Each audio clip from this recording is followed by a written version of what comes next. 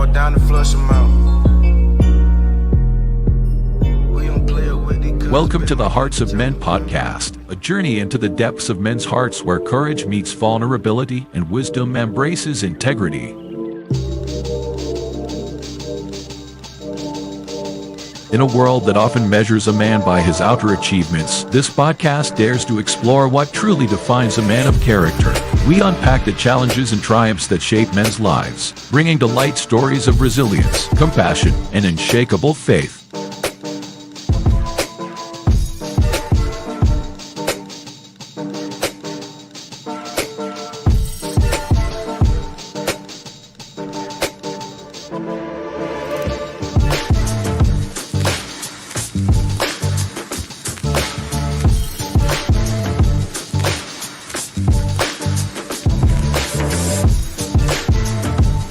We believe that the heart of a man is a treasure trove of untold stories, powerful lessons, and profound wisdom. Through authentic dialogues and insightful discussions, we aim to unlock these treasures, one story at a time.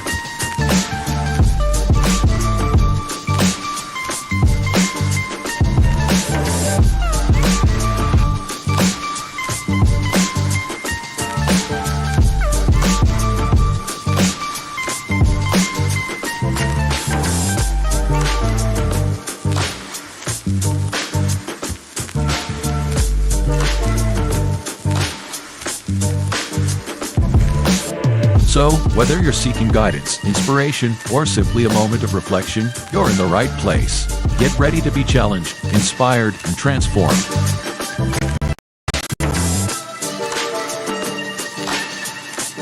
And now, to guide you through this journey of discovery, please welcome your host, a visionary leader and a true catalyst for change, Dwayne Dwyer, but we affectionately know him as the Mindset Coach. What's going on, family? And we do love our very own Coach Dwayne, the Mindset Coach, dearly. But this week, the lot fell on me. So the topic at hand, the questions and everything, it doesn't just fall on me, but I have the pleasure of making sure that this train continues to roll, just like it did on last week when we had men and women, when we had the hearts of men and the hearts of women. And just as always, you guys slayed it. Y'all make sure y'all brought the ta-da to make sure that we had something to look forward to as we went through the week. We can go back and look at, have nuggets to study upon, to just glean. And man, I was just excited throughout the week knowing that this day was coming. How was your week? Man, my week's been good. Been busy. Been doing a lot of teaching this week. It was great. But then by that same token, I always look forward to the opportunity to get on here and share a conversation with you and the rest of the brothers. And of course, with the livest chat on social media. We always look forward to connecting with you guys every week. And like I tend to say, you guys are a functional part of the show. So that's how everything's going with me, bro. Hey, that's a good thing. This reminded me of when we first started. It was me and you. Yeah. It was me and you, and I was over here nervous, shaking in my boots and everything, and you were carrying the whole load. Now, I got a little confidence where I can just tag along with my brother, so I can, say, hey, man, can I just get you some tea or something? Can I, wipe the sweat from your brow? But, I love to joke.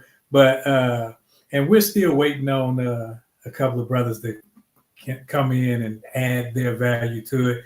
But I like to give a shout out to, as Coach said, the best chat on the planet. We have his divine appointment, Miss Lisa Keys. Shell joined in. That's Miss Uncle Junior, who don't know. And we also have, I saw Adrian Walthour. We appreciate you coming in. Been looking forward to having you back with us on Sundays as well. And Crystal Everett. And anybody else in the chat that I didn't mention, hey, charge it to my eyes because I don't see it right here. And know that we appreciate you being here. And even if you didn't chime in, make sure you hit that like button. Hit the like button as well as touch that bell so that that drop down can come so you can be notified every time that we go live, every time that there's new information on, you can jump on and you can see what's going on within the community so that you can also chime in and have something to say about it when we are live. So at this point, let's get started.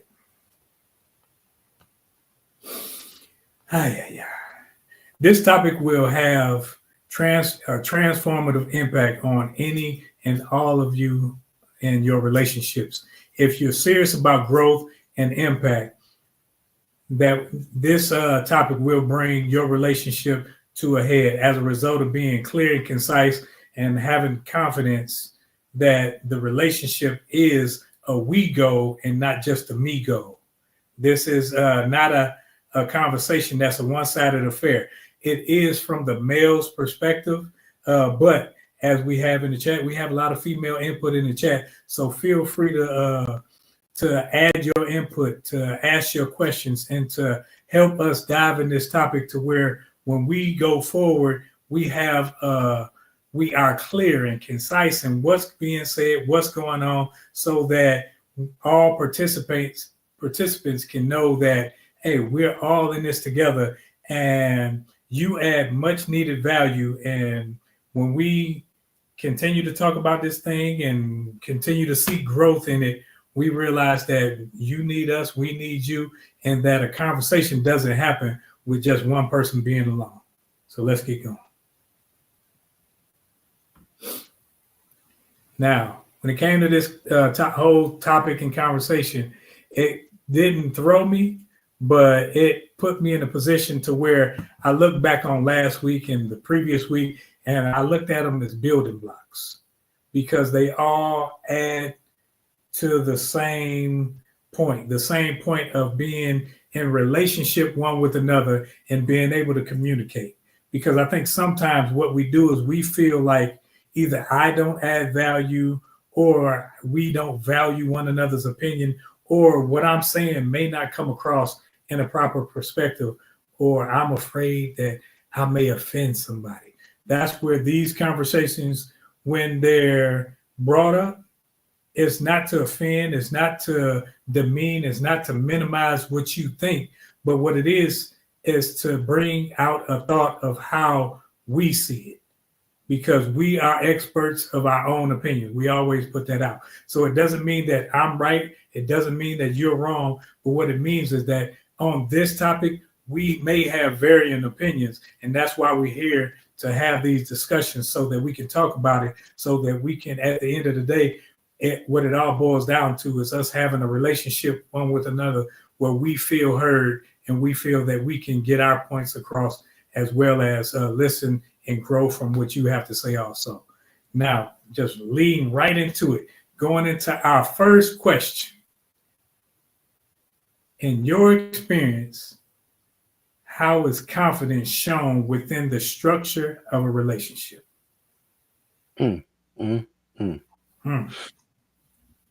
So catering to so first of all, let me back up. Let me make sure that I acknowledge everybody.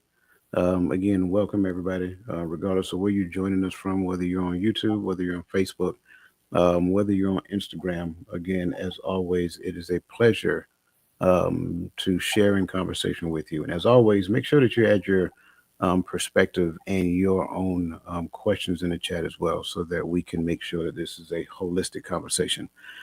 In this question here, in your experience, how is confidence shown within the structure of relationship?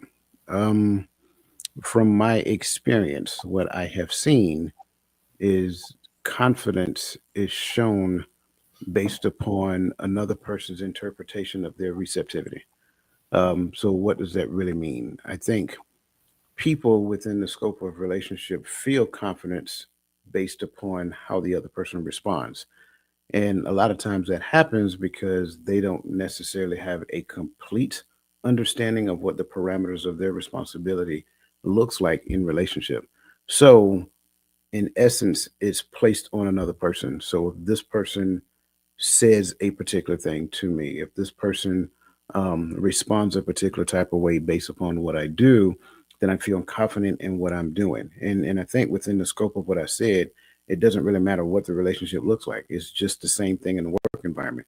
You feel confident at work based upon your supervisor's response to what it is that you're doing. Well, the same thing happens in relationship as well. Should it be that way? Absolutely not. But that's what it is. I should be able to look at my job description, whether it's either in the work environment or whether it's in the relationship, and identify what I am responsible for and do it based upon my progressive understanding of that responsibility. And not just doing that, but be open to feedback. So if I am open to the feedback that I receive, that helps me to understand how I can improve based upon the things that I do, not necessarily based upon another person's perspective of what I should be doing. And so when we separate those ideas, the feedback on what I'm actually doing compared to what another person's perspective of what I'm supposed to be doing, those are two totally different and two totally separate things. So I kind of want to start the conversation off with my response just as that, based upon how someone else responds. And that has always been my experience to how people show confidence in relationship. Yeah, I agree wholeheartedly but I think we've come into points in our lives where some people need validation, need to hear words of affirmation that this person agrees with you in order to maintain that thought. And that tends to hinder the relationship, because when I don't receive that validation or that word of encouragement, letting me know you back what I'm saying, sometimes I will be recluse and I will go into a shell. And sometimes we get into the point where, okay, well, I just won't say nothing. Or you do some type of passive aggressive talk to where, okay, well, yeah, you just know everything, don't you? Or we do things like that instead of articulating to that person that you're having a conversation with that, well, we just have a disagreement. Let's talk about it. Let's reason so that we can see where this is, instead of me simply being confident that I'm right or I'm wrong. Sometimes you can be right, but it may not be the right thing to do. It may not be the right conversation or right placement for what you're trying to do. So within a conversation structure, if I'm talking to Dwayne and there's a disagreement with what I'm saying, it doesn't mean that I'm wrong. What it means is that there may be a new or a better way to look at it. And so when the person that you're in relationship with gives you a different way of seeing things, sometimes you can come to the point where, like, okay, that's cool, and that will develop or build the relationship even stronger. Yeah, I'm 100% in line with that. I think there is a misconception between existing in the thing and thriving in a thing. And I think for the most part, I don't think not one person that you know, if you ask them, have you ever seen a relationship that thrived? Not necessarily asking us the person, hey, are you thriving in your relationship? Because the answer is always going to be yes, right? But do you know anybody off the top of your head that you know right now that is actually thriving in relationship? Well, I mean, you can say, well, this person may look happy, or these people look like they're enjoying themselves, or whatever the case may be, but that's situational. Like, I'm talking about thriving in relationship. So, in essence, because we've never seen it, we don't necessarily know what it is. And because we don't know what it is and we've never seen it, we see like micro glimpses of what happens in other people's relationship. Sometimes we can conflate that little moment in time with what reality looks like. And then we want that little moment in time to be a forever thing when that's unrealistic. So what does it mean to thrive in the space of relationship? I think a lot of times we get in relationship and then we just say, okay, I'm happy to be in relationship. Let me be who I am. Right. But you have to understand that for each person in the space of relationship, and again, this is any type of relationship that we're talking about. I don't care who you are, and I don't care what type of relationship it is. If the relationship is going to thrive, each person has to sacrifice themselves for the sake of that relationship. So until they get that, until they understand what that looks like, it's always going to be the back and forth, the bantering, this is what that looks like. Let's do this because I see my friends do this and they look like they were having fun, so I want to do that thing. So when you mention the different perspectives, I think you're spot on because at the end of the day, my aspect, my understanding of relationship is based upon what I understand about relationship and my perspective of that understanding. Therefore, I want to live that out. But then on the other hand, so is that other person. So is Roland. So is, you know, Uncle Junior. So is Gaddy. So now what you're going to get is differing perspectives of every person's perspective of relationship, but that may not necessarily be the 100% truth. So what we'll do is we will fight for our perspective of relationship and tell everybody else that they're wrong. And that's just as arrogant as the person who says that, hey, based upon my understanding, and especially if they don't point it back to something, based upon my understanding of relationship, you're supposed to do this and I'm supposed to do that. Well, what does the definition of relationship, like when you look at where you get your understanding of relationship say from, what does that say? And go back to that and use that as the guide to move forward. So when we look at these different perspectives, we look at the difference just simply between having a relationship, owning the title owning the title that relationship mandates per se, and then thriving in relationship. Those are three aspects of maturation that I think most people fail to get to. Oh man, I think when we say relationship, most people think of romantic relationships, trying to be your girlfriend, boyfriend, husband, wife, or whatever that may look like. Instead of looking like, I think that all relationships that you involve yourself in should add value to you. And sometimes we look at these, if they don't add value in a romantic level, on a romantic level, we discard them. We say they're useless to us instead of looking to what they bring to the table for us.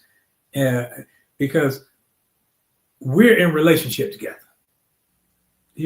Now, one thing about us, we had a relationship before we had this relationship. We had a working relationship where we knew one another. We had we played sports together. We did things like that. But it wasn't until uh, after that where I said, man, we have a lot of commonalities when it comes to the Most High, that our relationship started to grow, because it was a superficial relationship before, because I didn't know you, you didn't really know me. I just knew what you like to do in the past times at times. So when it comes to those type of relationships, I can't have the confidence that coach is my friend, as we like to say, because a lot of people say that's my friend. But then when the rubber meets the road, I don't know that person. So can I necessarily call them my friend when I don't even know if they got my back? Whereas now that we have developed this relationship, we have had talks, and I do see where you're trying to go. You see where I'm trying to go. And we've sat down and had those type of conversations. Now we're building on that. So I can have a confidence to say, man, I know that if I need them, coach is there. It's not just a situational thing where we play sports together. I know you'd be there on Saturday when we out there at the park playing. No, it's one of those where if I sincerely needed him in a situation, I can call upon him. But the same token, if I need him to tell me where I'm wrong, I expect that because of the relationship, because we have the same guidelines. So when it's right and wrong, coach is going to tell me right. That's what a friend is, not somebody who always stands with me and right. And that's where that confidence lies. The confidence doesn't lie in me. It doesn't lie in coach. It lies in who we serve. So if I say, hey, coach, I'm going out here and I'm doing something that doesn't line up with who we serve, and coach goes along with that, I say, yeah, that's a cool dude. Might be a cool dude, but not necessarily a friend. Absolutely, absolutely. I think to the voice of reason's question, I think you was kind of right on what she was asking. Um, she asked, "Are you saying that nostalgia hinders the growth in relationship?" Absolutely. We'll stay stuck in either what we imagine relationships supposed to be in our mind, or we'll stay stuck in like what we used to know about one another.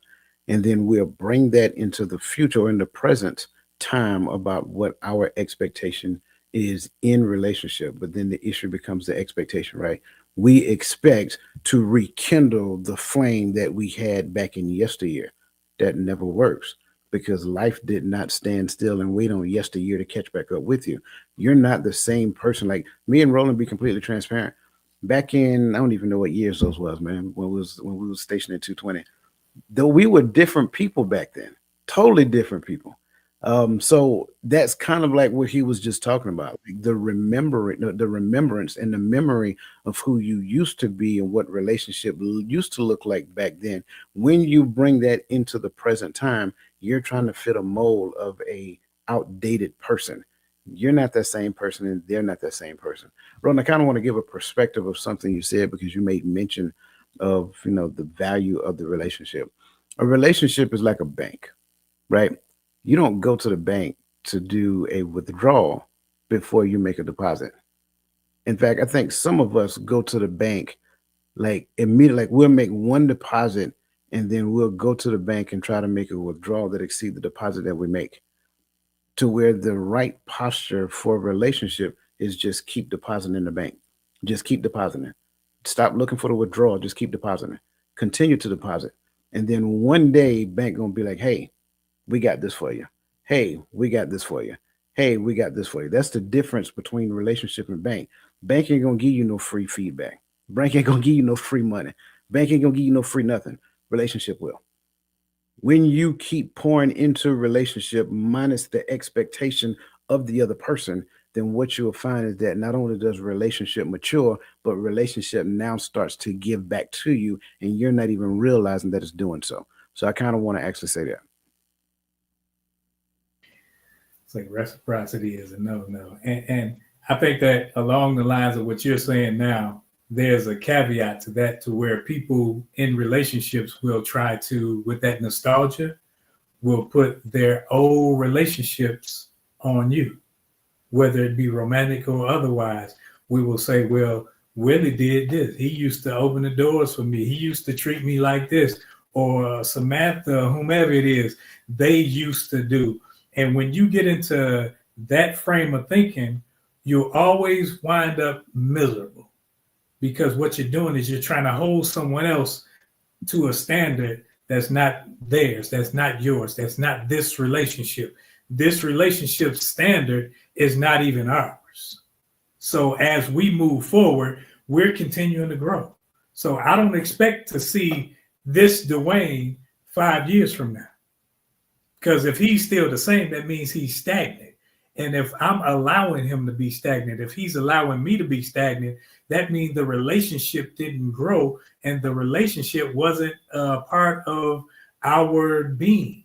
It was merely there, and it was a him and it was a I, where it should be a we. So when it comes to whether you're friends or whether you're romantically inclined, you always have to seek growth. And growth doesn't come simply because you're sitting there thinking, sitting there. No, it's all about, our coach always talk about, you're a human doing. You're not a human being, you're a human doing. Because when you're not actively doing something, doing everything to strengthen your relationship, you're dying. And the relationship is dying. That's why you have couples that will be together for 30 years and can come in the house. How you doing? What you all right? What you want to eat? There's nothing to say. There's no type of it's like you should get excited. Like when I get to talk to my brothers, when I get to talk to my sisters, there's an excitement because there's an expectation of growth during this conversation. There's an expectation that, man, I'm going to glean something from them, to where while I'm listening to what they're saying, even though they may never know, they're encouraging me to go on, encouraging me to strengthen my relationship. Yeah, absolutely. And I add this one more piece, because you said something I agree wholeheartedly with. Relationship is the foundation of growth for both people in relationship. So if we actually do it right, relationship can teach each person along the way.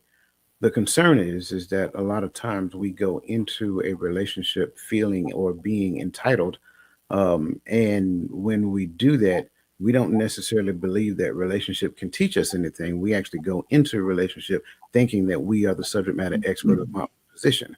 But that's not 100% true. No person is the subject matter expert of their own position. Each person in that position is growing and learning each step of the way. So we got to kind of like set all egos aside, put arrogance out the door, and put, entitlement, throw it out in the backyard and cut it. Because at the end of the day, there's no place for that in relationship. Very unpopular responses, I know, but it does not mean just because it's unpopular, it does not mean it's not good. Yeah, I'm loving it. I'm just let's roll to the second question. How do you ask clarifying questions within a conversation?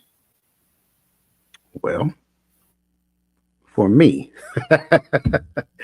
for me, candidly, directly, straight, without hesitation. I also want to say it's a difference between asking a candid question and being just straight rude. Mm-hmm. I want to put that out there as well. But I don't believe that assertiveness is rude. I think Mm-hmm. some people believe that assertiveness is rude because they've never met an assertive person in their life. Therefore, when a person say, "Hey, 1, 2, 3, 4, 5," or whatever that looks like, it's like, well, how dare you ask me that? Well, easily. I'm a human just like you. I'm an adult like you. I want to know the answer to this question. So I ask the question assertively and I hold the space for a response. But if you go this way or go that way, I'm gonna bring you back to the mask because at the end of the day, I want to make sure that the conversation, which is the sending, which is the encoding, um, which is the encode. I don't know how that just happened. Which is the encoding, sending, decoding, receiving, and then responding, doing all of that in reverse. Um, so all of those things happen. So assertively ask questions according to the betterment of relationship, not according to me just wanting to be nosy, and then wait for the response. If the response is not given to the question, go right back to the question. Because a lot of times what we do is deflect questions, assuming that we're having conversation, and really we're not. I'm with you because I think sometimes people think that being direct means that you're being rude or you trying to discourage the question or discourage a person. I think when you ask clarifying questions, you want to know what you answer. You don't want to answer something that you're not really answering and go on a tangent, and then they coming back to you saying something totally different. That's why I think some his divine appointment said repeat the information back in question form. Is this what you're saying? And because I'm a person where when I say something, I thought about it. So I don't like when people will say things like, well, what he meant was, no, what I meant was exactly what I said. If you're offended by it, let me know. If you are weary in any way with what I said, you don't think that I meant it that way, ask clarifying questions so that I can help you. And I'm not being confrontational or anything like that. But what I'm being is direct. And I think some people take directness and they say, okay, I can't talk to him. No, we can talk about anything, but just like you have a question or you have a thought, I have to be able to be me. I can't pacify myself down or dumb myself down to the point to where you feel comfortable now that you feel like you're above me or anything like that. I think that when you're asking clarifying question, it's to get to the root of the matter. It's not to demean or belittle anybody, but it's to say, hey, let me make sure that I'm asking that you're asking what I think you're asking. That way, when I answer it, you know that I know exactly what I'm answering versus me just shooting something from the hip and not paying attention. And clarifying questions also lets you know that I'm paying attention to what you're saying. Because sometimes I can just shoot somebody that didn't like, did you understand what I said? Like, well, yeah, you did say this. Like, no, that's not what I said. So instead of going through that whole merry-go-round, we can just nip it in the bud. And I think that as men, we have come to a point in the 21st century where I don't know why men are so offended by everything. You shouldn't get offended by questions. Now, if you're questioning me, that's a difference from you asking questions. Because if you're asking questions to gain knowledge to what's being said, that's different than you just running off a bunch of things to be talking. So, clarifying questions and making sure that you're understanding what's being said, that's the goal of clarifying questions. You're muted. My bad. Can you make clear, because you talked about asking questions and questioning? Would you mind sharing the difference between the two, sir? When people are questioning you, they already have a preconceived answer. So no matter what you say, they got a question for whatever that answer is. And it's like it's a cycle of questions versus you're asking the questions to get clarification on what we're talking about. Because sometimes people, you see that in relationships when one person has offended the other, instead of waiting for the question to be answered, you ask the question right on top of that. So it's just a rambling off a bunch of questions and never really getting to the root of the question or the answer. You just want to continue to make sure you catch that person in something versus get an answer for what's being asked. Yeah, I'm with you there. I think that happens a lot, and here's the unfortunate part: asking clarifying questions doesn't limit itself to just conversations. It also include actions as well. There's nothing wrong with asking a clarifying question as it pertains to actions. Maybe this person wants to understand, out of all the decisions you could have made, can you help me to understand why this was the one that you selected, right? Because that kind of gets me into the thought processes of you and so forth and so on. And if we can get after that particular conversation, maybe you'll learn something in the midst of that conversation, both parties. So I like the fact that you highlighted the difference between asking questions and questioning, because somebody said asking question. I'm not asking questions, but questioning is basically putting somebody on trial. Absolutely.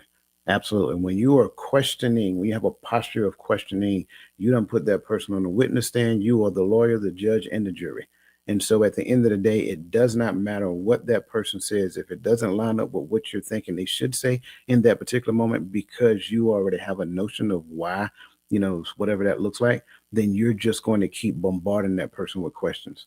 There was a question about um, this. Can asking too many questions can cause irritation during conversation? It depends. If the I will, I'll tell you what. Let me let you address that first, and then I'll come back and address it because I want to hear how you answer this. Can asking too many, where you go? Hold on. There we go. Can asking too many questions cause irritation during the conversation? I think when it comes to asking too many questions during the conversation, if the questions aren't answered and you still have questions, because sometimes I see this with parents a lot, because most parents just want to shut their kids up and say, do as I say, shut up and do it. Don't worry about why. And what you do is you teach your kids not to be cognitive, not to be thinkers, because you want them to just do it.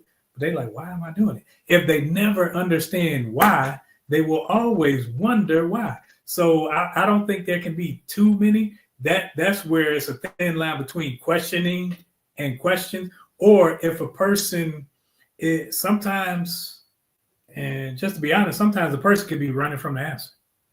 So that's twofold. But if you're trying to clarify, if you're trying to get to the root of the matter, I think there can never be too many questions if you're trying to gain an understanding. I get where you went with that. But I'm gonna give a different perspective. Let's just say I'm in here doing some work, banging away at it, right? And the question comes, what do you want for dinner? It doesn't matter. Whatever you ask, whatever you make. Did I answer the question? Yeah, you get what you get. Right. Right. So, is there another question to come behind that? Shouldn't be to me, but That's we mean. But no, I'm just throwing it out there. You Right? know that ain't gonna fly with somebody else. Again, I'm just throwing it out there.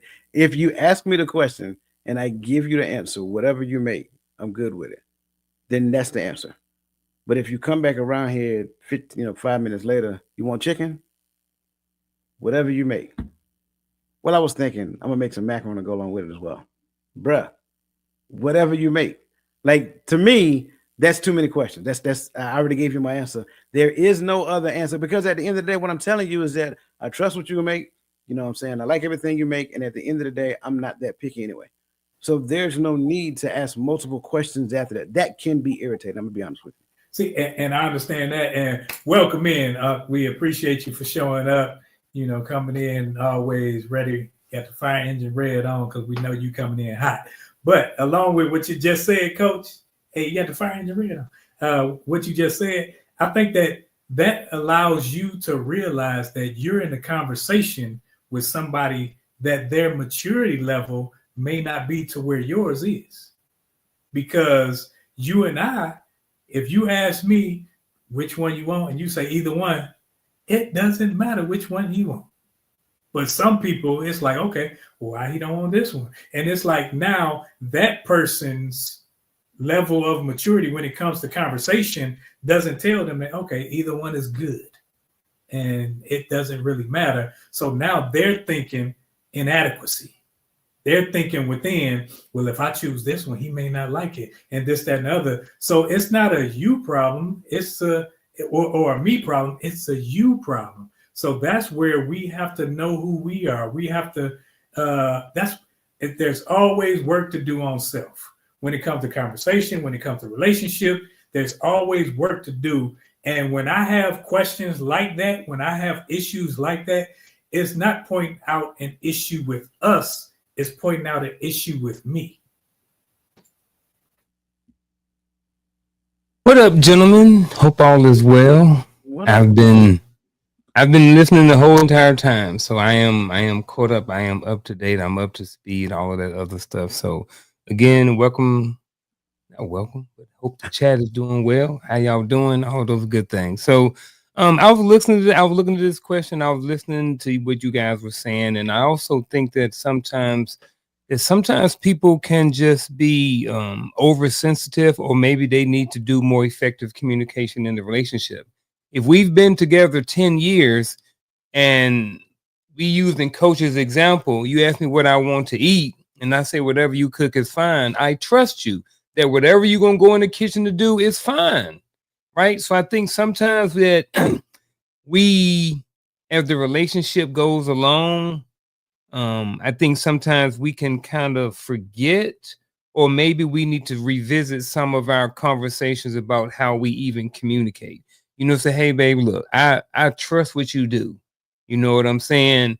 When you ask me what I want to eat, if I say whatever you want to cook, I really 100% mean that. I am not like you, right? So when you ask me what I want to eat, when I say okay, when I say anything, I really mean anything. It's not like when you ask me, or when I ask you what you want to eat, and then you say anything, and then I say, okay, well, we're going to get Chinese food. You say, oh, well, I had Chinese food for lunch. Well, I said, well, let's go get some Burger King. Oh, well, I'm on a diet and I can't eat meat right now. Well, let's go get some Chipotle. And now you like, well, we had Chipotle last weekend. So I don't think like you do.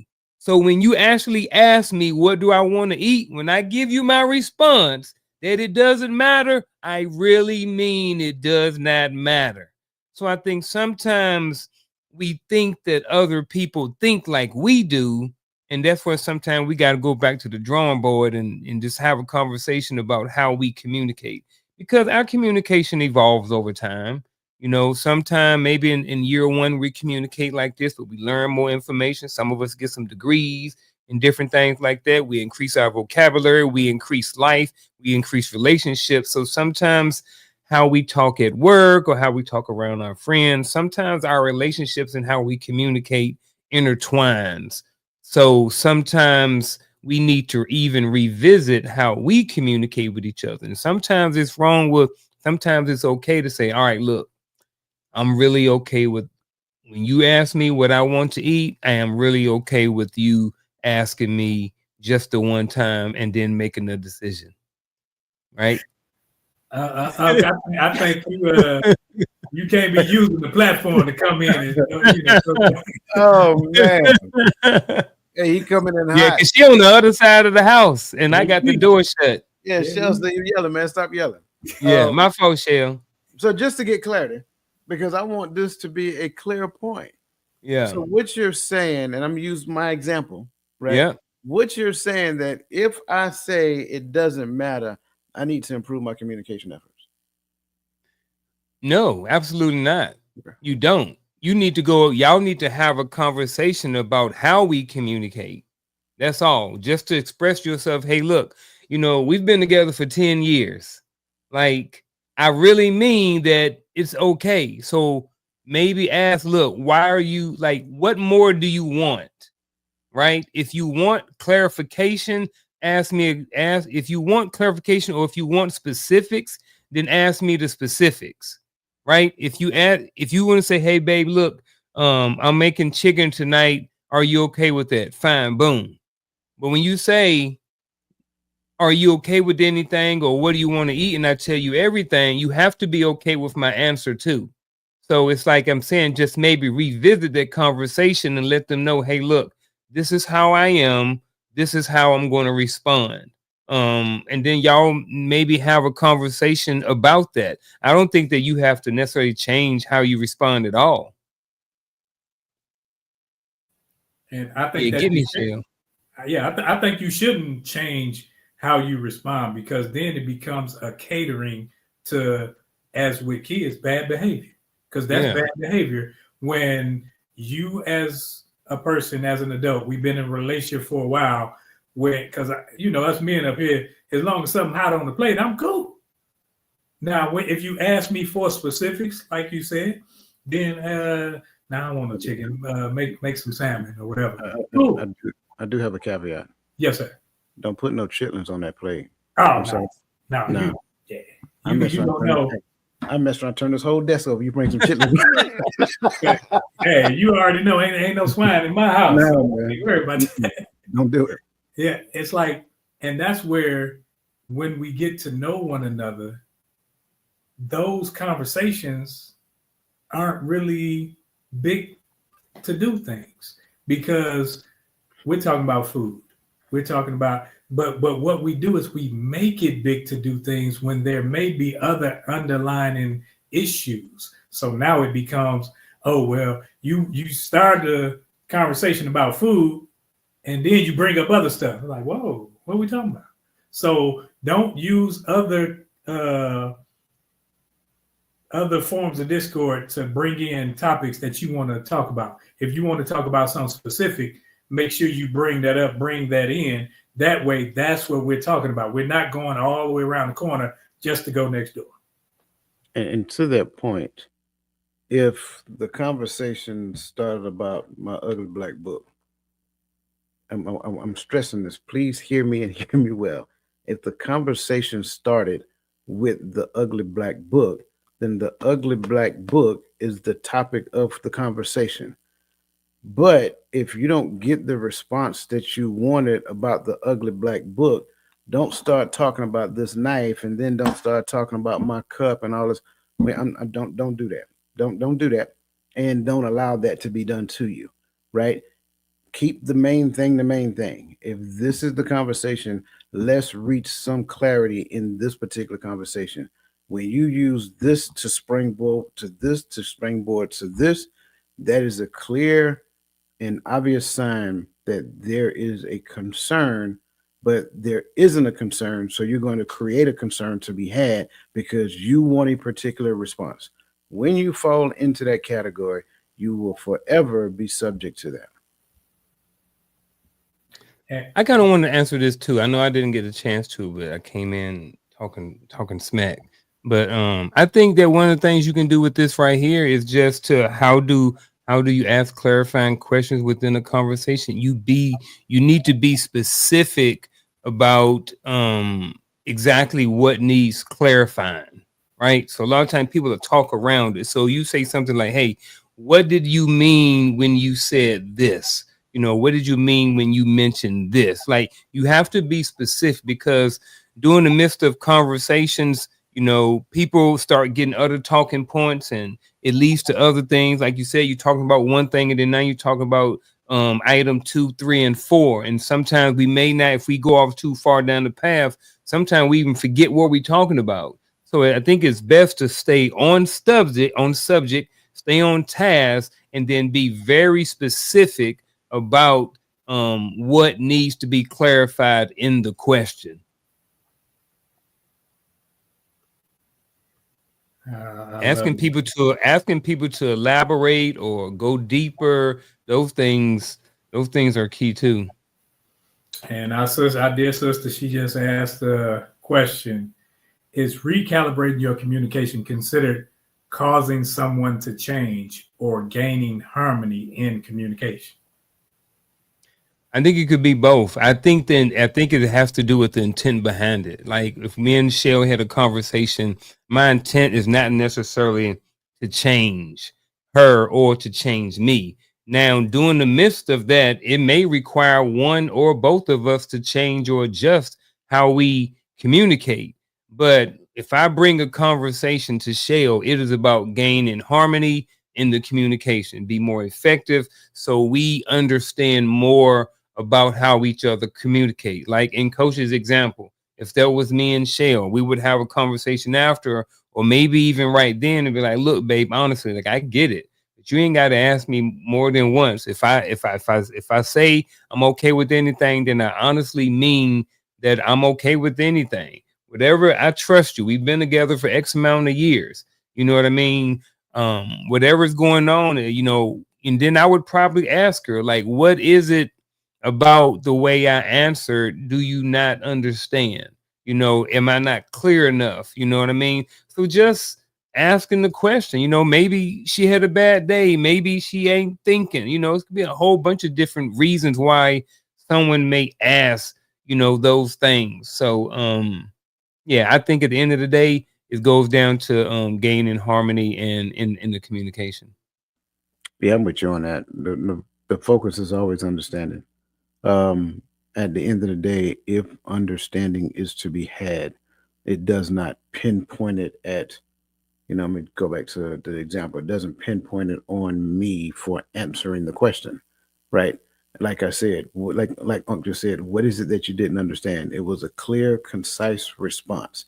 It was assertive. It was to the point, and it answered the question. So, did I answer the question? Yes. Did you understand the question? Yes. Then what is it that you didn't understand? Because at the end of the day, I think a lot of times when we look at, and I'm just going to go to this question, when we look at calibrating, not recalibrating, when we look at calibrating, right, it just kind of slides to the left and slide to the right. Simply because a person doesn't understand does not define that person for being right, or it doesn't define that person as being wrong. The relationship is always right. So if we go back, and I'm gonna bring this to the table as well because this is key. If we go back and analyze the facts, and we've analyzed the facts, and the facts say this. Well, what is the issue here? But I also caution against quote unquote the facts because the facts, like I always talk about perspective, the facts may look different to me, the facts may look different to him, and the facts may look different to him. So exactly. So perspective matter.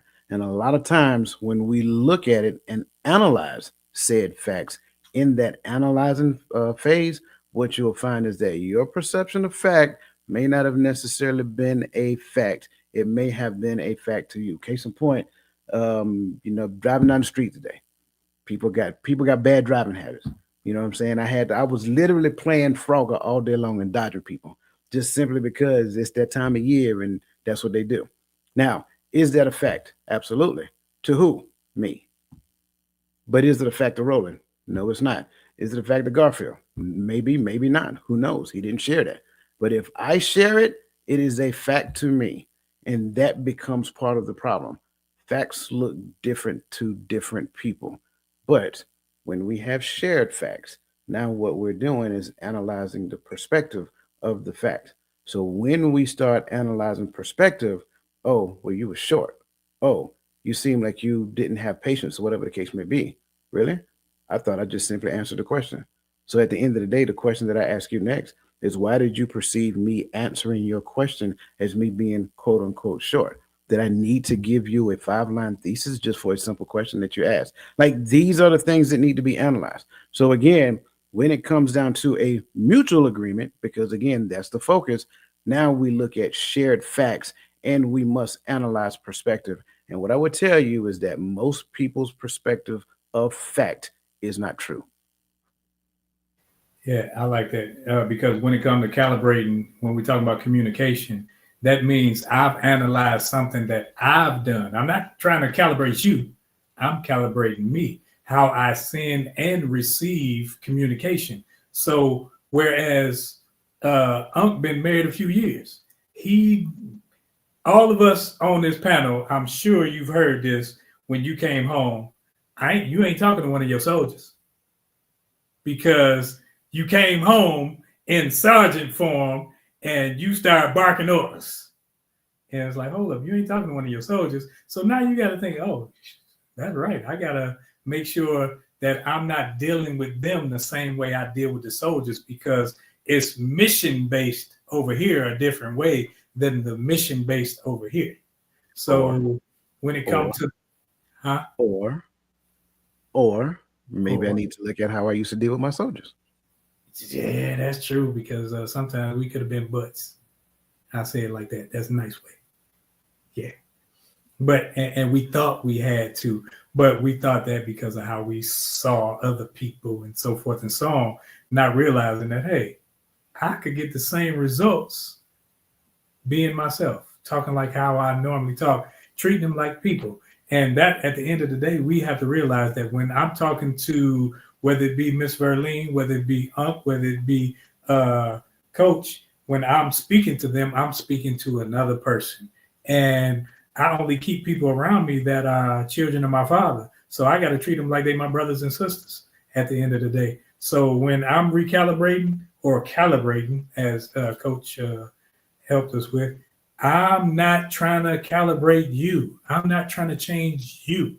I got to change me. That if we in relationship realize that all of the work that I have to do is on me, then we'll be better off. And we'll stop trying to work on somebody else. Well, you should have said it like this and you should have said it like that.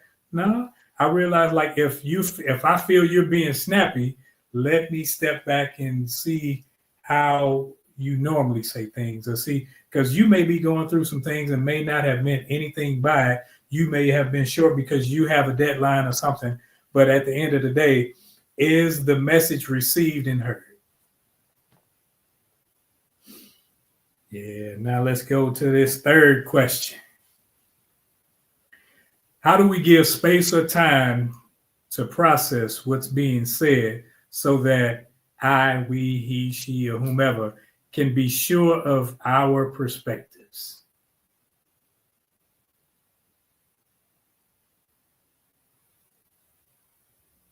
And I don't know.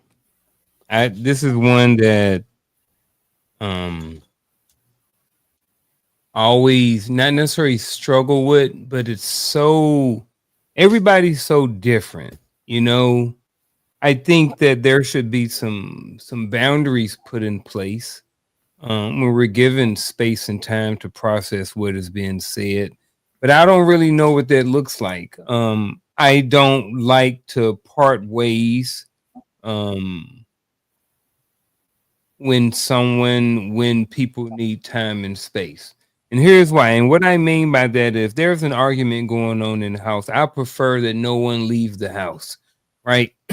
And the reason being is, I may have mentioned it before on Coach's Corner or something like that, but if someone dies, you know, there's an argument and someone leaves the house, I'm going to be real. And then someone's angry and they get upset and they walk out the door and they slam the door and they say, kiss my hand pots, and I'm going to take a break because I need to get away from you, and they drive down the street and they're angry and there's an accident, that's the last conversation, so I prefer that, just for me, that couples stay at least within proximity of each other. And if you guys are in a space to where someone is in fear for their life, or fear of getting hit or beat or some domestic violence, then maybe you need to look and rethink about if that's the person for you, because you shouldn't have to need space out of fear.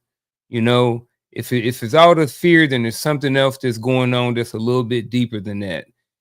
So when it comes to giving the space and time, I do believe that it's okay, and that sometimes we do need time and space to process what's been said, regardless. But I don't really know what that time frame is. I think that maybe one thing that could be done is that those couples have a conversation sometime during the relationship about what that looks like for their relationship.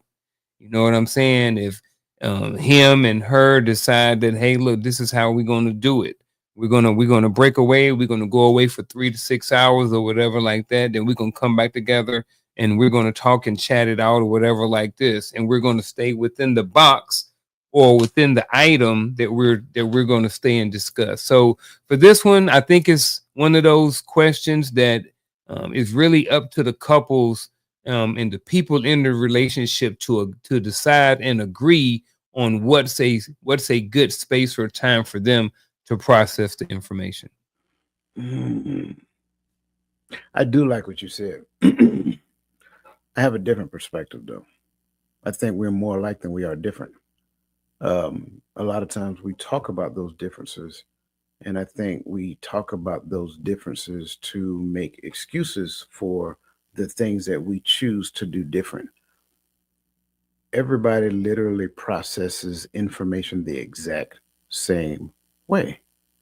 I don't have no special technique for gathering information that's different than what Garfield has and what Roland has. We all gather information via our five senses. I think a lot of times when we get this right here, and I'm gonna be honest with you, this question is a little, it's kind of just a little bit, right? And I explain what I'm saying. But I think a lot of time we get that, give me time to process. I don't think processing is actually happening. I think rebuttal is actually happening. So it's not that you didn't hear what I said. It's not that you didn't understood what was actually said. You just can't find the right words to say in response that makes you feel empowered in the midst of saying what you want to say in response. So I only believe the time and space thing matters when it gets heated. And I think Sister Shell said it, right? There needs to be boundaries. That I agree with 100%.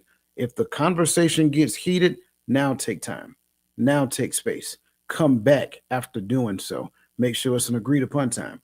We set those conditions long before getting into a heated conversation. So when it comes down to how do we give time and space to process, you don't need to, because you process literally information like that.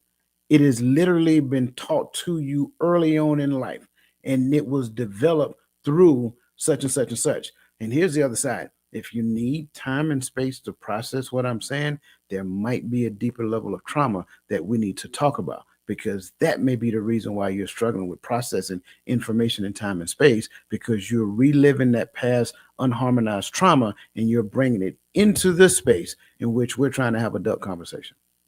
Oh man, I love what y'all just hit on all those points, because I think that when we're talking, I think most times we think that we're talking to mature people, but at times we're talking to immature people, one mature and one immature person, so that the dialogue doesn't always have an ebb and flow to where it's easy. Sometimes I need to think about a question because I don't want to answer it the wrong way.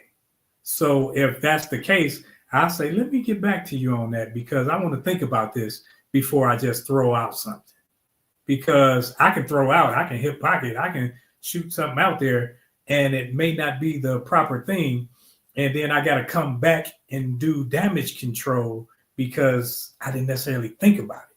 But if it's something thought provoking conversations may take time, and I may not be able to just throw something out there. So if it's something that is thought provoking, and I may need some time, I'm not talking about, oh, give me 2 weeks. I'm saying, let me go ahead and think about this thing, because you threw something out there that got me thinking, and I want to respect you with an answer that's proper enough to respect your question, not just shoot something out there. Or maybe I ask a clarifying question to get a better understanding of what you're saying. That's true. See, I think that's the definition of maturity. Creating space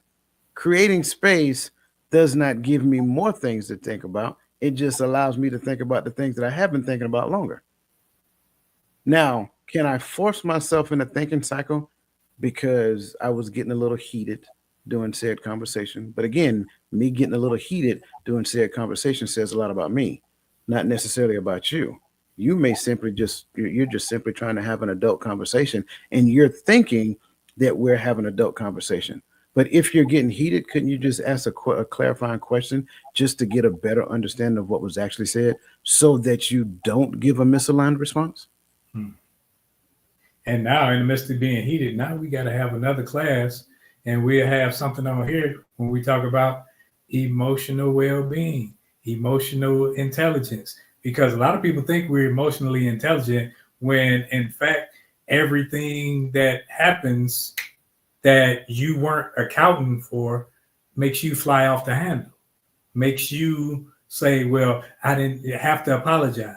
If you're always having to apologize for the way you act, that means you haven't done the work. And I think a lot of people don't want to acknowledge where they are within the scheme of things in relationship and communication. Man, I think I may have found a question that's going to require some space and time. And I think I got one, so I definitely want to hear what you guys have to say about it. But I think with this question, I think we looked at when we have arguments. And I get that, but because that's pretty much what I went to too.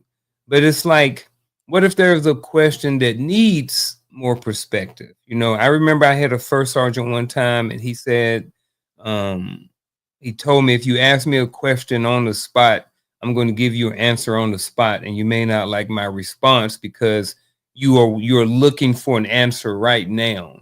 So you're going to get my right now answer, maybe without as much thought that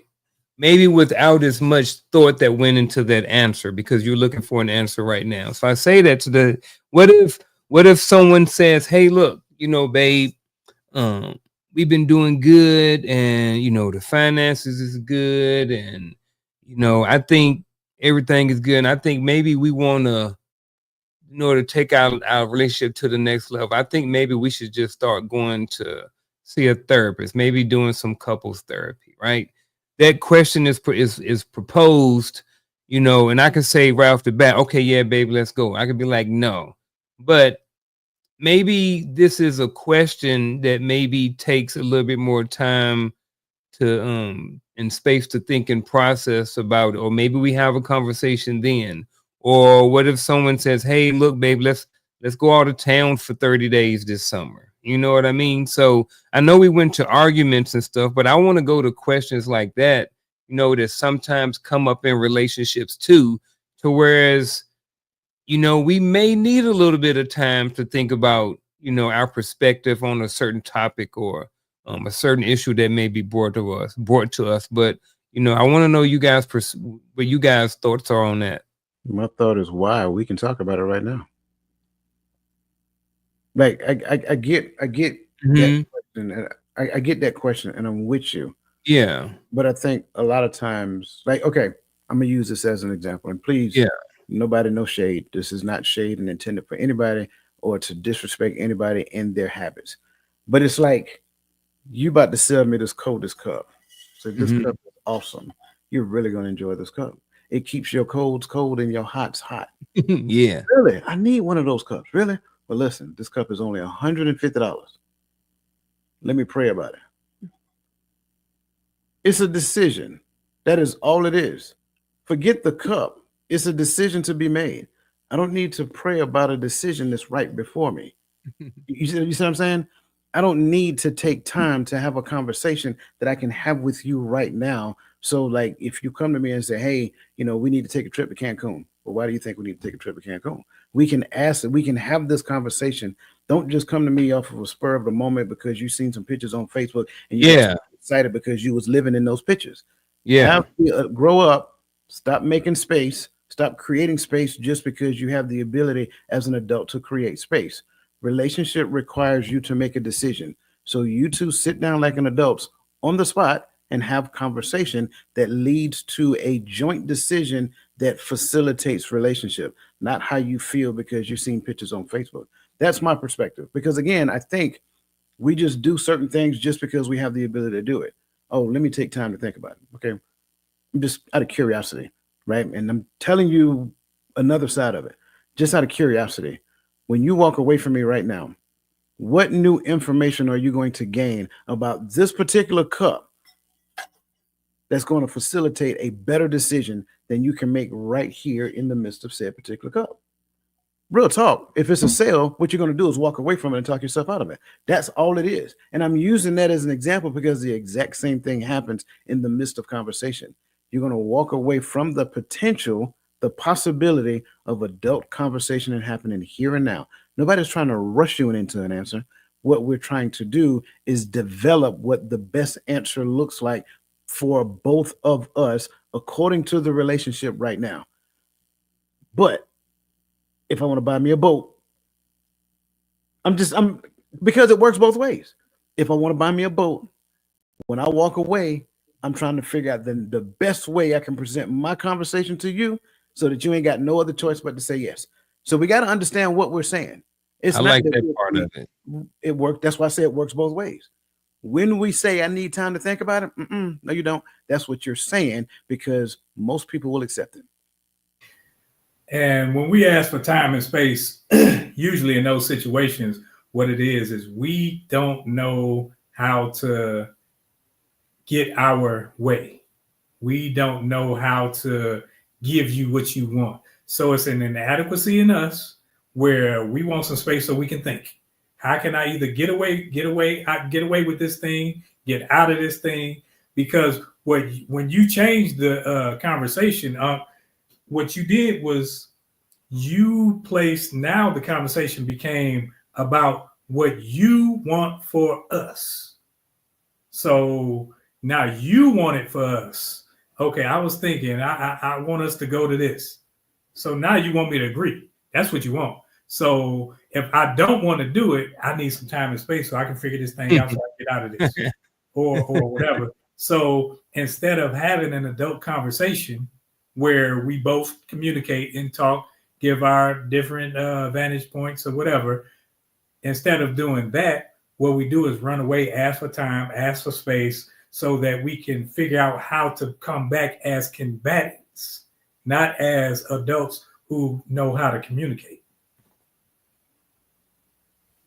And again, to your point, and that's why I brought this one up. And to your point, it's not always combatives, but again, how can I arm myself with the most effective tools in this conversation so that in the midst of the conversation that we're going to have, I can lay it all out on the table and you ain't got no choice but to agree with what I want. Mm-hmm. Yeah, this question here, how do you recognize a person's willingness to have tough conversations? And I'm gonna start with body language. Like, and I know that doesn't say everything, and sometimes people can fake it, but like Coach said before, give time. I think that during the midst of a conversation, a person's body language will often tell you how willing a person is to have a tough conversation. Their eye contact, whether or not they're actively listening, what else they're doing, really paying attention to how someone's body language is. I think that's one of the biggest keys in recognizing a person's willingness to have a conversation. You know, I don't know how many times, and I think nowadays it's more prevalent than in the past because we have these cell phones. And even in general conversations, people will have conversations and they will be, I can still hear you. I'm still paying attention, but then you trying to have a tough conversation and someone is not willing to put their phone down, or they're not willing to sometimes make eye contact, depend on your culture and how you was raised. But things like that, I'm really right now, my main thing is body language, looking at someone's body language. And if they're giving off those vibes like they ain't trying to talk, then they probably not really trying to talk. So my answer to this is body language. Y'all ready for my answer? Yeah. It's almost like I'm thinking back in the old song. Y'all ready for this? Yeah, and I'm joking. Exactly. How do I recognize a person's willingness to have tough conversation? By them having tough conversation. It can't be no simpler than that.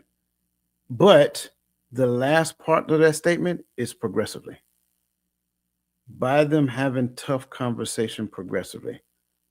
Don't just have tough conversation and reach a point to where, I need to take a break, or whatever the case may be, or whatever the case, so forth. A year later, we're having tough conversation again, and you hit that same point. I need to take a break. No, your willingness to have tough conversation is your ability to have tough conversation progressively. So over time, you get better with having tough conversation. But I think we a lot of time look to give ourselves credit for having what we call tough conversation, but we'll get to a certain point where it get tough for us, and then we'll bow out and say, well, we'll come back. We start acting like the kid that we used to be again, and start, going back and forth. Well, you did this. Well, you did that. Well, you did this. What about this? What about that? What about this? What about that? So I think all of that happens. How do you recognize a person's willingness to have tough conversation? It happens by that person having tough conversation progressively. So I can't identify it initially. I can't, like, you can give me all the body. That might be practice body language that you're showing me. So it takes time for me to ascertain whether or not this person is willing to have tough conversation. So that's why I keep saying the space of relationship is in essence the growth ground for both parties. I should be able to look at you and say, you're different, you're growing, you're having difficult conversations to where you didn't do so at one particular point in time.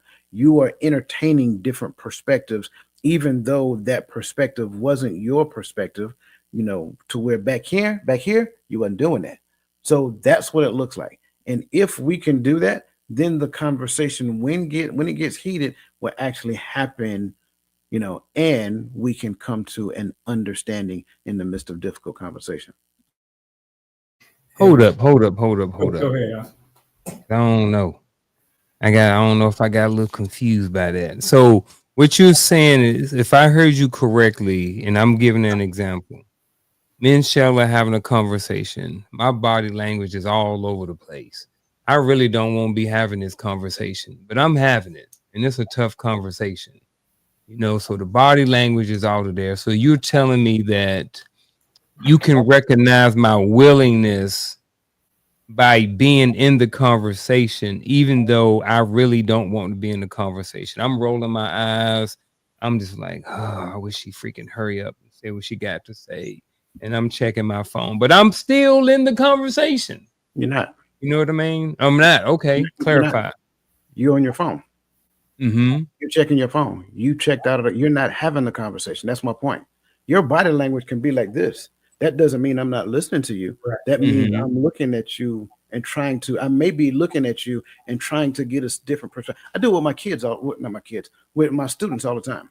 I tell them openly in the midst of class, as soon as I hear one of y'all say, I feel, I step to the right. I do it intentionally because I want them to see how often they use the term. They begin sentences by saying, I feel. Then after hearing that, I am listening whether or not they're going to give an objective response or whether it's a subjective response. Because if they give an objective response, I ask them, why did you start off with I feel? Is it what you feel or is it what you observed? Then it's not about feel. If you're going to give a subjective response based upon the facts, as somebody said previously, right? Well, sure, I get how you feel, but that's your perspective of what you observe, not necessarily a fact. So just because I'm standing like this does not mean, and I know this is what people talk about, this means I'm closed off. No, it doesn't. It could mean that I'm actually analyzing what you're saying in real time while you're saying it, because you have a different perspective than what I have. And I'm not sure I'm agreeing with it, but I'm still open to it. But the minute that I pick up this phone and start doing this right here, while you're talking, phone goes across the room. You know what I'm saying? I'm joking. But seriously, you have literally checked out. That's not having the conversation. When I say have the conversation, sure, you may not like what you're hearing. You may not even want to be there. Here's the best part about any of that. Who cares what you want? It ain't about you in the first place. It's about the relationship. Yes. So just because I don't want to be there, that's fine. Stay in it anyway. Listen to what it's actually saying. Respond like an adult to the statement that is actually said. Because when things work good, we all say we know how to have effective communication, right? Mm-hmm. So if you have effective communication, you still should be able to communicate effectively, even if you don't want to be there. Clock that T. So what you saying is, I learned that from the kids at school, in the high school. Clock it. I ain't got time to explain. I don't even know if I could explain it. But the kids at the high school, I work at the high school now, so I be learning the little young slang. Look, we got some hearts, so I guess the women they understand, they get that too. So so what you're saying, Coach, if I heard you correctly, based off what my answer was, your response, and then my question, and then your response. You're saying that body language is not a definite indicator of someone's willingness to have a tough conversation. Absolutely. I can get that. Based off of what you said, I get that. Like, I totally get that. You know, because I've had conversations. I was willing to have the conversation, but I didn't feel like being there. I didn't want to be there. You know what I mean? But I was still willing to have the conversation because I understood that the conversation is going to get us past this point. You know, so I'm always willing to have the conversation. But I get it now. I get it. It's a lot of conditioning. I'm sorry, Ro, just real quick. It's a lot of conditioning that's out there. And they would tell us a thing. They would teach us a thing. And you would take that thing with you because you believe that now that makes me smart at this thing. And so they'll say when a person does this, they're closed up. They're not listening to anything they're saying. If they got their hands on their hip, they have a very offensive posture. You know what I'm saying? No, that's not true. That's not 100% true, right? That might be what they want you to look at as an indicator of what might be. And I think that's all it can ever be. It is an indicator of what might be. But then just as though it's an indicator of what might be, everything else could be as well. So it's not to make a decision based upon my posture. It's not to make a decision based upon me not necessarily responding with full sentences. It might just be that I'm trying to get a clear understanding of what you're saying. Man. I think people put too much stake in the body language thing, because if sometimes I hold my hands together so that I don't react, and I want you to know that I'm paying attention. And then when I was in the military, you know, they want you to look a certain way and not, no, you can't roll your eyes. If I'm listening to what you're saying and I have a reaction, it's a reaction. That's plain and simple. We all have reactions, and I can't take that humanism from you. I can't take that part from you. I got to allow you to react how you react. Now, like you said, if you're on the phone, if you flipping the channels, you ain't paying me no attention. We don't need this conversation. But if it's a tough conversation and I'm attentive, I don't care what my body looks like. I'm folded up or whatever. If I'm attentive, I may not like it. We've tasted steaks on Thursday, on whatever that surf and turf day, that were tough. You wanted the steak, and then when you got it, it was tough to chew. So you sitting up there chewing. Your body language said this is a tough steak, but you were glad you got that steak instead of some corned beef hash or something like that. So when it comes to body language and when it comes to all that, I think we have to grow to the point that we realize that this thing is not about how I look doing it. Am I doing it? And now what you can come to the realization of is you can trust that I'm listening, that I'm paying attention. I don't have to look a certain way. I'm here. That lets you know that I'm still in this. That lets you know that, hey, I'm with you. I may not like the conversation because it's tough, but simply because it's tough doesn't mean that it doesn't need to be had. That's why I'm still here. And I think we need to grow to a point where we get off all the little nuances of, oh, well, she crossed her legs or sat back and rolled her eyes. Like she rolled her eyes because she said something stupid. She rolled her eyes or he rolled, whatever. Go ahead. One more thing. One more thing. Just Don't get so wrapped up in my body language. Be more conscious of your posture, because maybe it was your posture that provoked this body language. That's something else to consider as well. And I'm not passing blame, but I'm just saying, at the end of the day, if we have said relationship and it is said loving relationship, if you front me like you're a male, then I'm going to have I'm going to have a male response.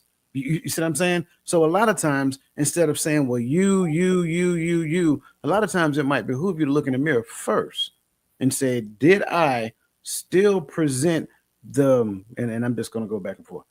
Did I present the feminine energy that I've always presented when we were in a loving space? Did I present the masculine energy that I always present when we were in a loving space? But don't get mad at me because you see my body posture, my posture when you come in there questioning, like we talked about previously. And I said, where's all these questions coming from right now? Because right now I feel like you're trying to put me on trial and trying to find out something that doesn't exist.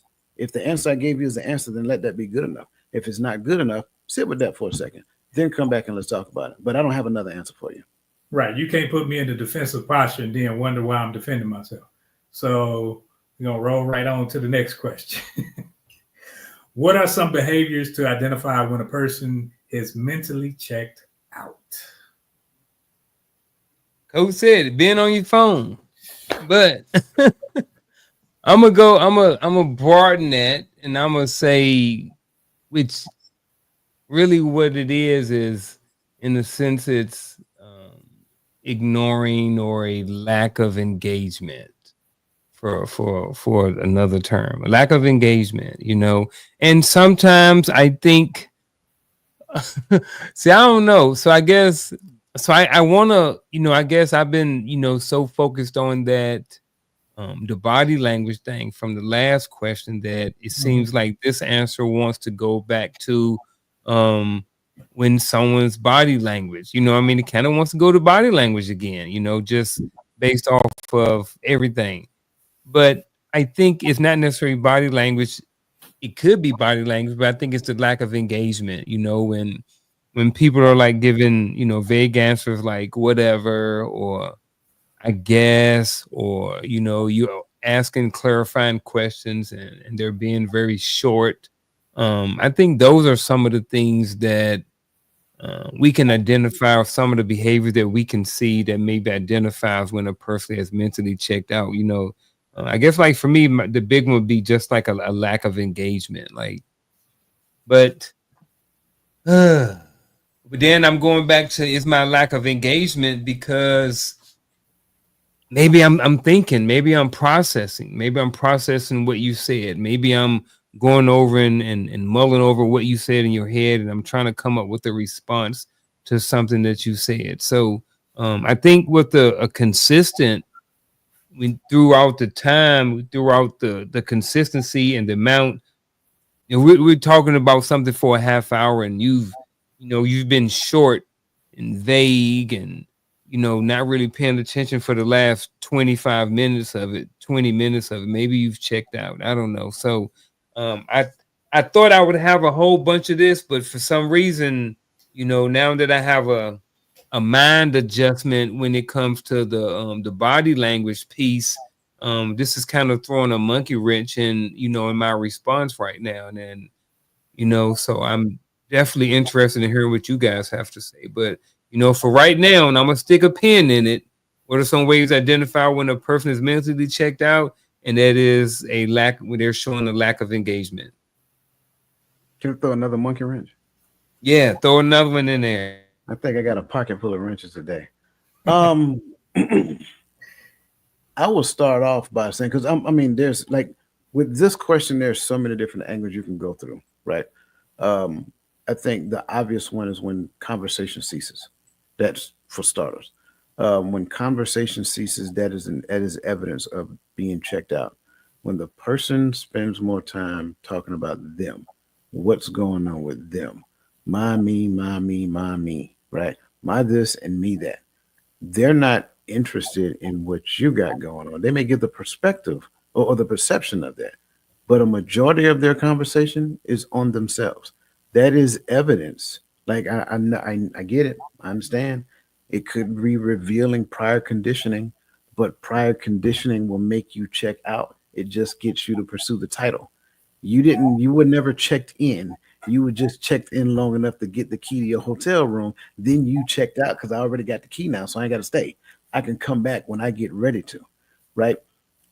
When a person focuses, because again, relationship, right? The most important thing in a relationship. When a person having a conversation with somebody else focuses purely on themselves, they are not in the relationship. The relationship is they're not serving the relationship. I don't know if they ever did or ever was or whatever that looks like, but the relationship in their mind serves them. That's why they spend more time talking about them. When they stop, and I tell you, this is how I know it is for me. When your opinion no longer matters, when I don't ask you for your feedback on the thing, I don't care what you think about a thing. I hear what you're saying. Thank you for giving it to me, though. You know what I'm saying?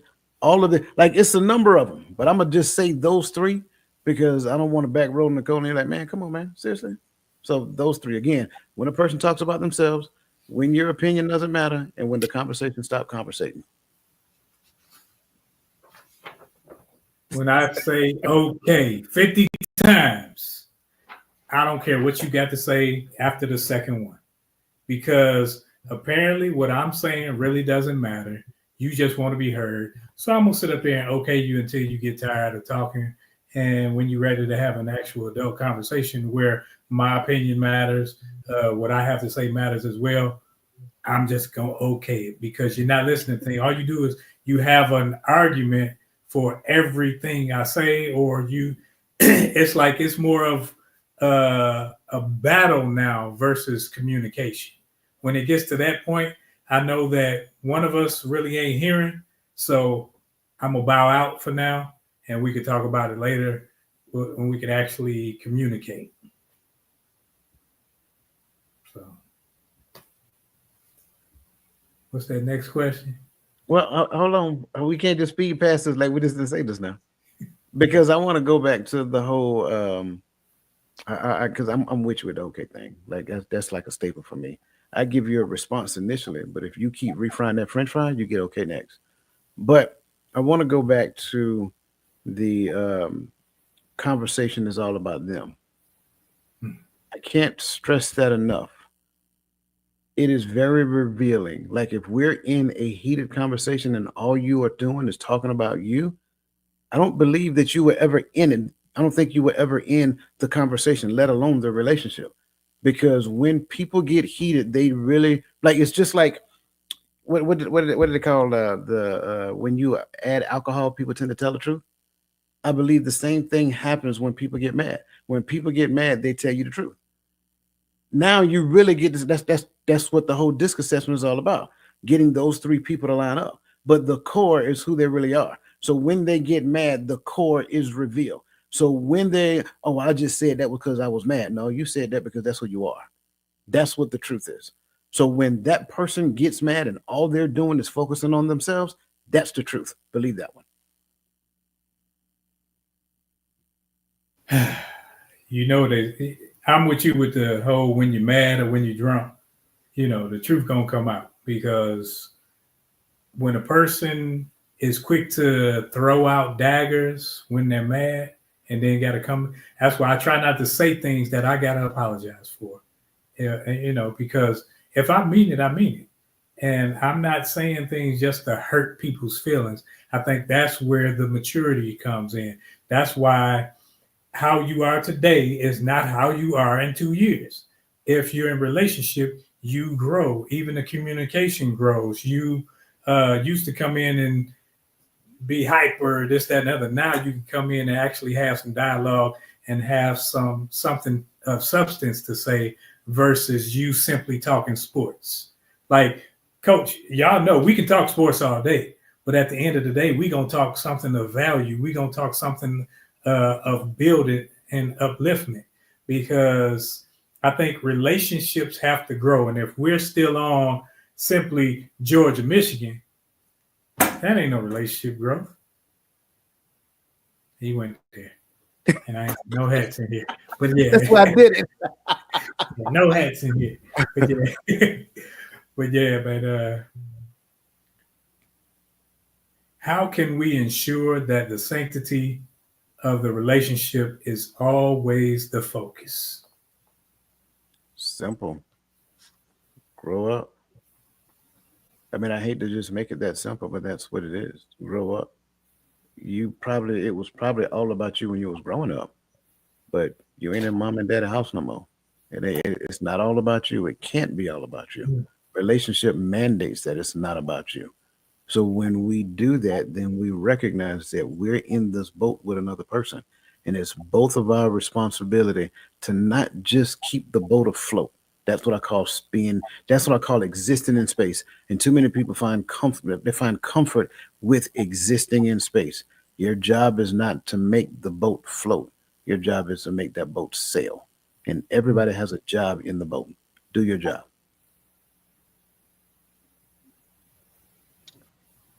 We've been talking about communication. I think that's part of the one of the things should be focused. I think the way we can ensure that the sanctity relationship is always the focus is by once prioritizing and focusing on communication and understanding. You know what I mean? We talked, I don't know if it was on Coach Cone or here, but we talked about, going back and like spot checking the relationship from time to time. You know what I'm saying? So I just think, you know what I mean, constantly growing each individual on their own, having those spot checks, um, being focused on, goals, working together, but just prioritizing and focusing on communication, effective communication. For sake of time, I'm gonna keep it short and leave it at that. But that's what I got for this question right now. I'm with both of y'all, because when you realize that the relationship is what's important, not your feelings, not my feelings. And also, sometimes since we're in relationship, we just can't give it an excuse. Sometimes I got to check on Unc. I got to check on Coach. They got to check on me. Make sure that what we said and where we were going, that I'm still in line with that I'm still holding on to our said values. Because when we do that, now I know that, man, this person is concerned about me.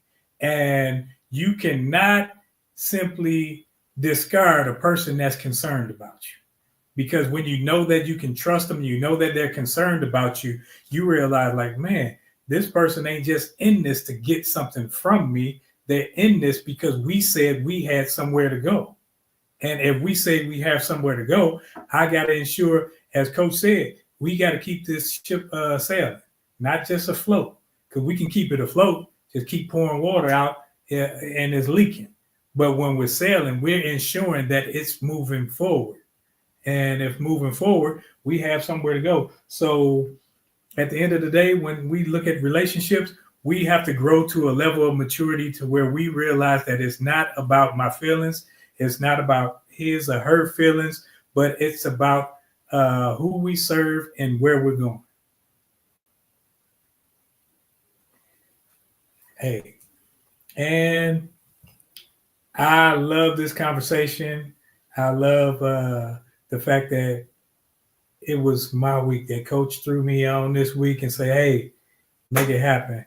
And I love every question and comment that was in the chat, and I appreciate it. So now we're going to go to our final thoughts, and we're going to go roll through this thing. It's not a circle, it's not a square. We're doing this thing triangle style, and we're going to go with first, we're going to have up. It's a triangle either way. Yeah, just upside down, man. We're going to go with up, then coach, and then I'll close us out. So you guys have at it.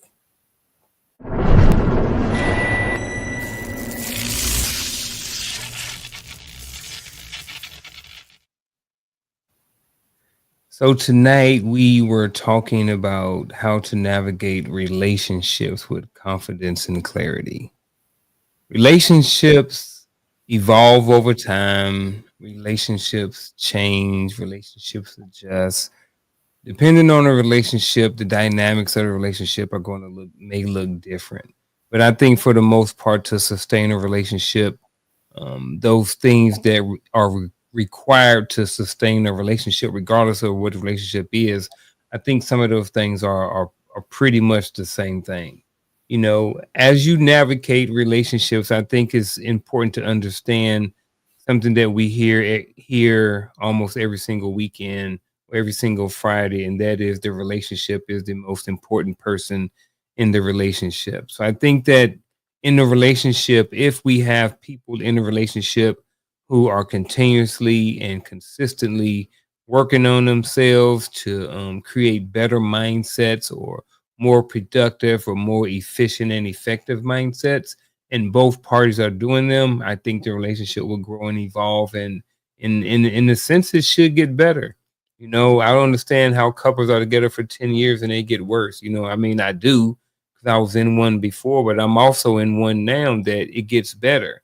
And now that I'm in one that gets better, you know, and I look at it, I'm like, how in the world, seems like the more time you spend with somebody, the more and the better their relationship should be. So how is it that relationships reach a peak and then they start to decline?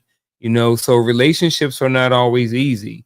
You know, I learned something tonight. You know, I learned one of the big things was that body language is not always an indicator whether or not someone is willing to have a conversation. You know, so that's something that I've learned tonight that I'm going to take and then just try to learn more about body language and just more about the information that I've learned tonight. So to wrap up, my final thought is relationships are hard. Work on yourself, rewatch this video, and continue to watch and input information that you can use that can create a better relationship for you and yours.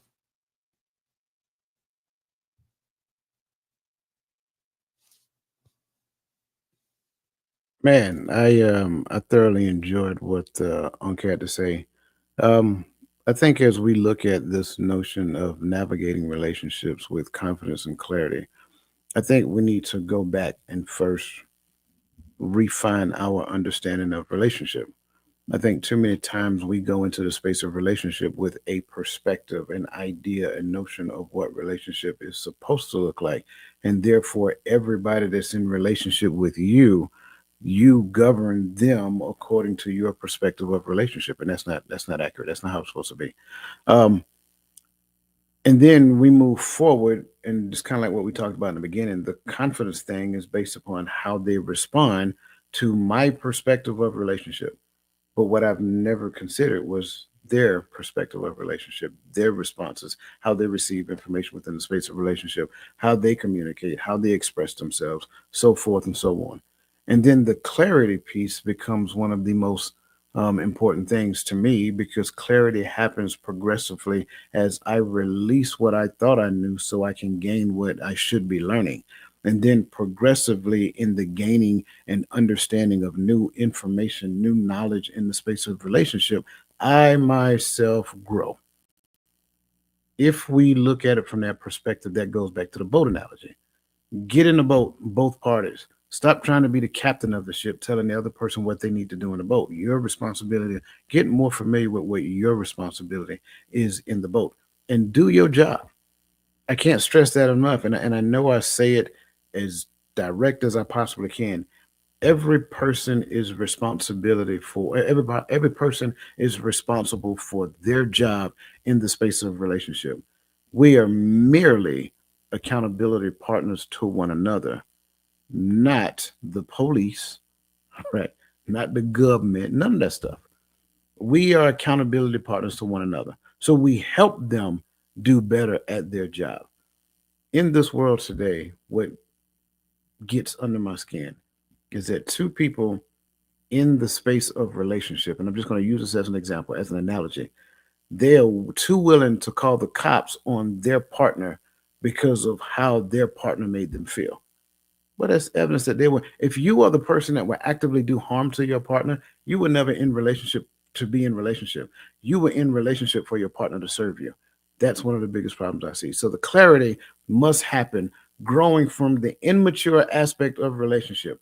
My partner is supposed to make me happy. Negative. You're supposed to grow and develop yourself. So happiness is not something that escapes you. Happiness is something that's in you. And it happens whether your partner's around or whether your partner got to work the late shift and don't get off the 2 o'clock in the morning. Whether you're in a relationship or you're not in a relationship, relationship should never be the source of your happiness. What's internal to you should be the source of your happiness. And I'll stop right there. I love it. How to navigate relationships with confidence and clarity. First and foremost, get over yourself. It's not about you. It's not solely about you.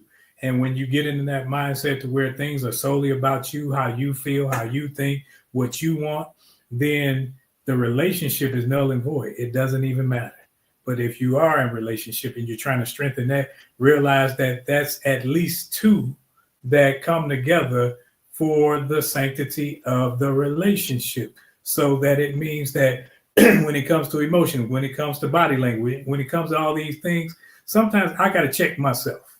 I have to check myself so that I not so that I don't necessarily discourage you, but so that I can learn you and your likes and dislikes, not to cater to you, but to just simply learn you. Because all the while, just as Coach alluded to, I'm working on me. You're working on you. And if both of us are working on ourselves, when we come together, we're better for it, and the relationship is better for it. And where the confidence comes when you do a thing over and over and you work at it. And as you work at it, it becomes second nature to you. And that's how relationships have to be. You have to build a trust, not a trust that they're not going to do anything against me because it ain't even about you, but a trust that they mean the relationship well at the end of the day. And as you work a thing and build confidence in it, the more you work it, the clearer it gets. So that clarity is there, because at the end of the day, I know it's clear to me that they're in this thing simply for the relationship. So I know that they mean me well, and I can trust what they say. I can trust how they move. So when I do all of that as a friend, as a lover, as a whatever it may be, a spouse, now it's my job to check in on those that I'm in relationship with. Because just as I go through, I understand they may go through. So as I check on them, they understand that I'm in this relationship with them and it's not one-sided, or I don't just call or text or whatever when I'm in need, but I'm still concerned because we're in a relationship together. That's mine in a nutshell.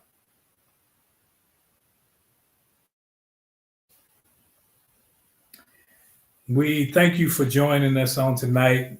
Another one is in the books, and we even look forward on to next week. These conversations, like I say, they build one upon another, and I just continue to look for you.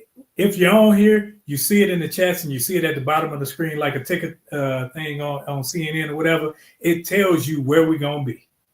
So sometimes we'll mess it up, but all you got to do is observe, and you'll see, like, man, they're going to be on, okay, Saturdays here, Sundays they'll be here, Tuesdays over in Coach's Corner, and then we're looking forward to Miss Dondella and Coach when they come with fire and brimstone.